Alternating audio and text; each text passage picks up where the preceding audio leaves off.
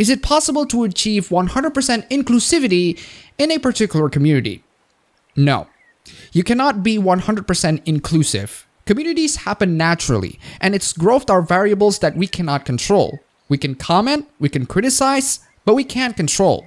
There are people who want the power to control the growth of a particular community and shape them into a vision of what they want the community to be. These people are usually outsiders. They are people who are not familiar with the topics that the community is talking about, so they want to bend the many aspects of said community into something that they are familiar with. And in turn, it's going to transform it into something that we don't love anymore. It's going to be ruined into shambles. When people ask me in whether or not a niche community should be more mainstream, I would respectfully disagree. A community of hobbyists that are niche by nature is like a juice. Making it mainstream is like adding water into them.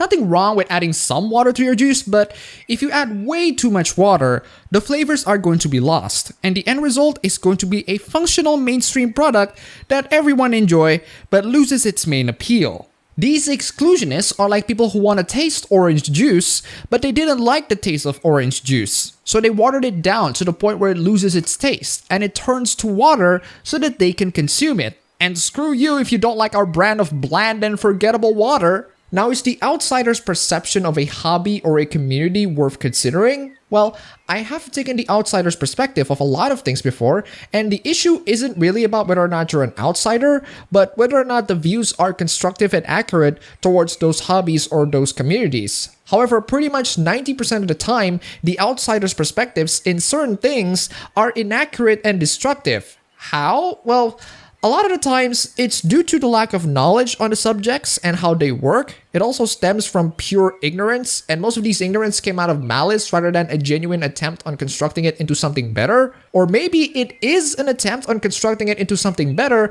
but all of that was at the risk of the destruction of some portion of the community that already existed because it doesn't look good in their eyes, or that some part of the community are just too immature for their tastes. A lot of the times, it's also because outsiders just don't really like the taste of the orange juice and wants to water it down so that it can taste better for them. Look, the video game community certainly have issues, conflicts, and infighting between certain portions of the community, and issues with elitists trying to divide and conquer specific portions of the community simply because of differences of opinions. But if you want to make a constructive judgment and criticism towards the community as a whole, it would be very helpful if a majority portion of your judgments are not based on subjective measures, and you can actually give a proper concrete solution to the entire thing.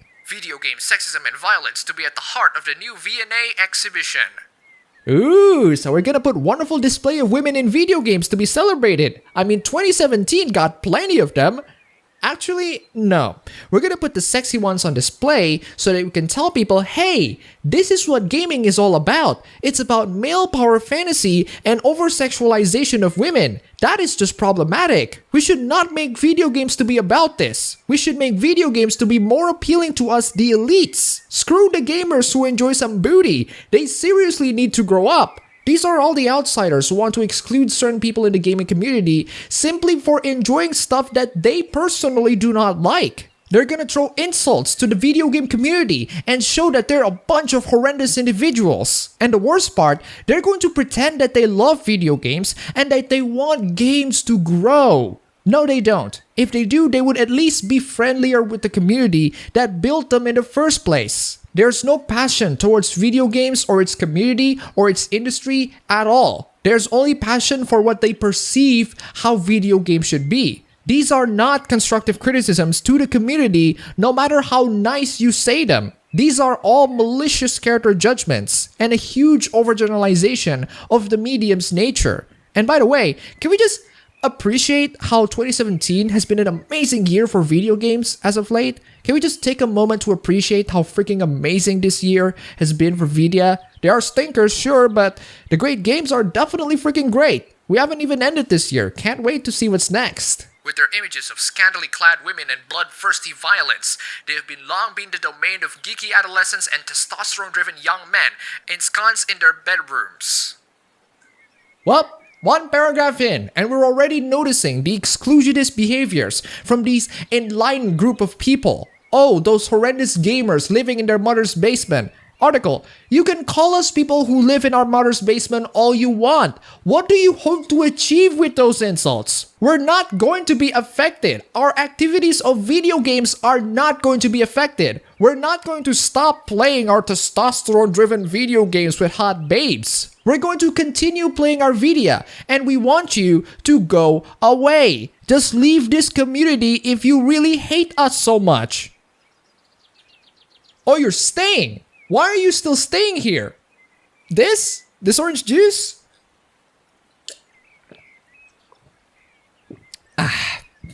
This orange juice is pretty tasty.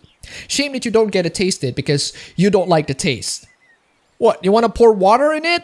No.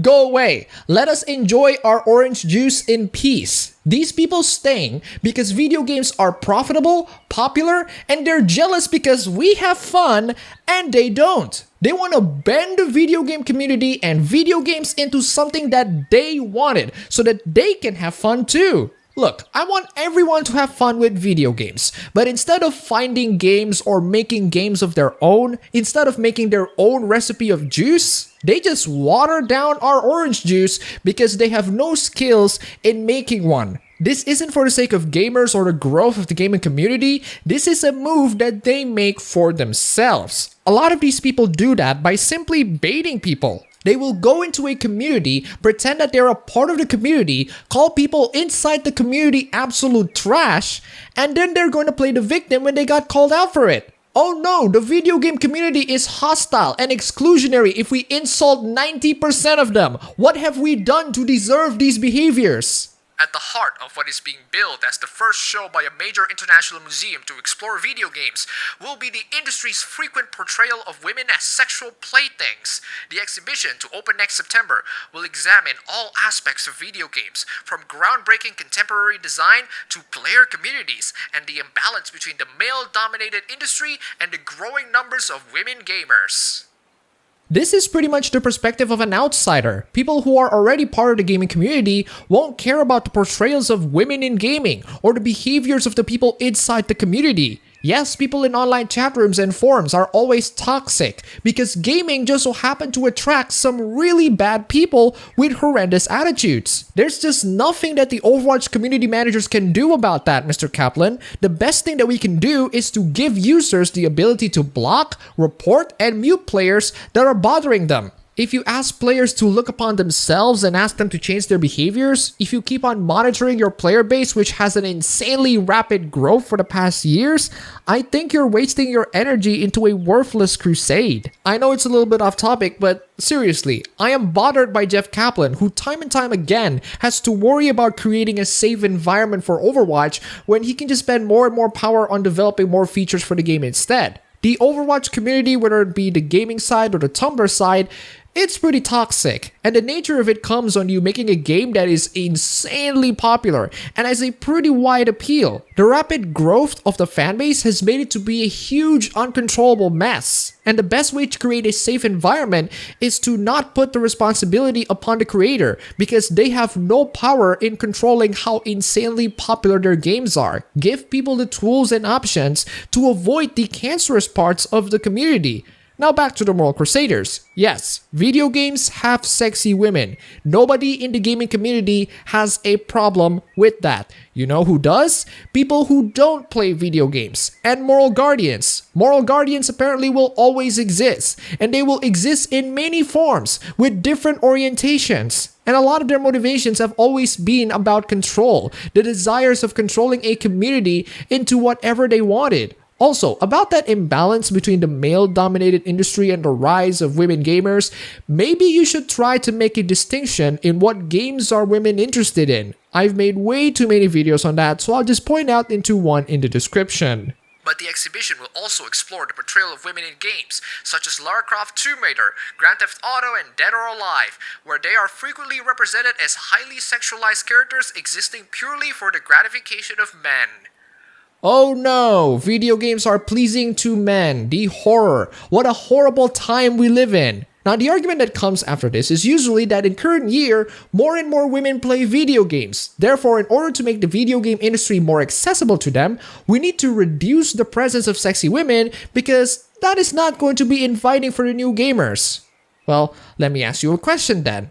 If video games contain scenes in which women are being treated as objects, then why are more and more women playing video games? Oh, because they play video games that don't objectify them. They don't play the same games that men play. Well, good for them. It's nice that they have their own games, but is it really freaking necessary that you have to demonize a large portion of the gaming community just because they don't play the games that you want them to play? I don't really like Candy Crush, but I'm not gonna say the game deserved to be purged or anything. It did nothing wrong other than existing and having people enjoy it. You, however, take this into the next level by saying, oh, this thing exists, it bothers me, it should be removed. Execute it. Are you seriously going to destroy things just because you don't like it? Is that a good reason to destroy things? And are you seriously going to expect zero resistance on you doing it?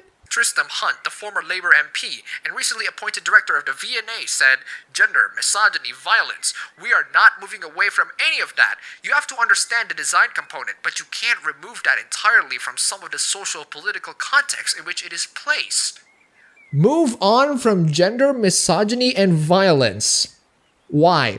Because you personally think it's immature, that's why. Even though they're being delivered in a fictional setting, we should just move on from those. Again, these are all the perspectives of someone who clearly do not play video games. These are not the perspective of someone who is passionate about the hobby. If they are, these wouldn't be the topics that they discuss. We're going to address all of those issues. We're not going to shy away from any of that. Well, are you going to at least address your critics? Mary Fulston, curator of video games, said, "The exhibition will consider the development in the social and political discussions around video games. A new wave of critics and designers are engaging directly with subjects from sexuality, violence to geopolitics, and these topics will feature within the show. Our aim is to engage with such subjects in a nuanced and sensitive way that provokes discussion." I disagree with a lot of things that you say here. If you want to provoke discussion, well, congratulations, you already did. So let's have a discussion about this. No? You're just gonna run away? Okay, whatever, I'm gonna say it anyway. You're going to get to video games that have lots and lots of great things like testosterone-filled action with high-quality hot babes, all of these things that these gamers enjoy, and you go, wow, these are all very sexist. We should move on from misogyny and violence. I don't know about you, but I had this feeling that you don't actually like video games. I know this not only because you talk about issues that gamers in general really do not care, but you are basically pointing out to pretty much a large portion of video games. Most video games are about action. Most video games contain hot and sexy women. Most video games are going to fuel your adrenaline. If you don't like video games, or if you don't like some genre of video games, or some parts of the video game community, that's fine. But the way you talk about this, it seems like you want these things to be purged. It seems like you want these things to be purged because you feel like the video games become too immature for your taste. Dude, people grow up from certain hobbies, and that is fine. If you think that video games are too childish for you, grow up and move on to other hobbies. However, it seems like you really want it to change, and by change, you mean just destroy whatever is left and basically build from scratch so that video games can fit into your definition of mature, enlightened. You know what? We're not gonna let that happen. We're not gonna let you just come to our community and purge the many things that we love. We're not gonna let you pour water into our orange juice. We're not gonna let you bend our communities into however you want it. We are individuals. We have interests. You do not possess those same interests. So I suggest you to leave. And if you dare to call this an exclusionist behavior, well, 1, don't throw stones from glass houses, and 2, communities are not meant to be 100% inclusive. I don't mind excluding people like you, because people like you are exclusionists who are going to be excluded by everyone, by nature. So stay away from our pillow forts and go fuck yourself. Before we end this video, huge thanks to our new patrons Alex Slade and PBE. You guys are fantastic. That's all for the video today. If you like this, you can go ahead, click the like button, and subscribe for more. If you wish, you can support me on Patreon. And thanks for watching.